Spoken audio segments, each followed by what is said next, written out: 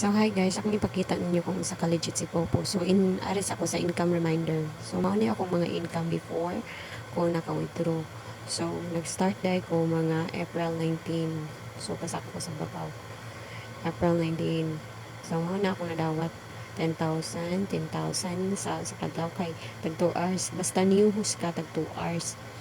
Muna siya. So sa duha ka adlaw is nakadawat ko mga 40,000 kay niyuhos pa man ko sa ikaduhang adlaw.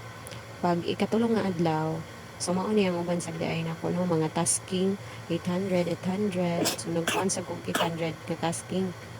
So pag ordinary host na ka, so ang imong madawat is 1,000 na lang pag ordinary host ka. Pero kung magkadugay, magkataas imong level, magkataas sa imong madawat sa imong daily live duration sa 16 minutes. So, moabot og tag 70,000 kung mutaas na imong level. So, kung naka-invite ka og tao, so nasad kay ma-receive na tag 10,000, maka-live siya 3 hours na kay 10,000. Maka-live na sad siya og 5 hours, so nasad kay 10,000. So, akong na-receive diha is 20,000. So, the rest is nag-live na lang ko every day, then mag-tasking ko. Ano siya, tasking is mga 800 points, ang live is 1,000 points. So, more na siya. Yan. Nasa mga other, kung mulingkod ka sa ubang na nag-live pod, mulingkod ka, muhatag sad sila og mga points nimo. So, muda ko og anang imuhang points. Kay, kuan man, yan, mutanaw sa kag live sa uban, kay nasad kay makuha nga coins. So, pampuno-puno sa ito nimong coins.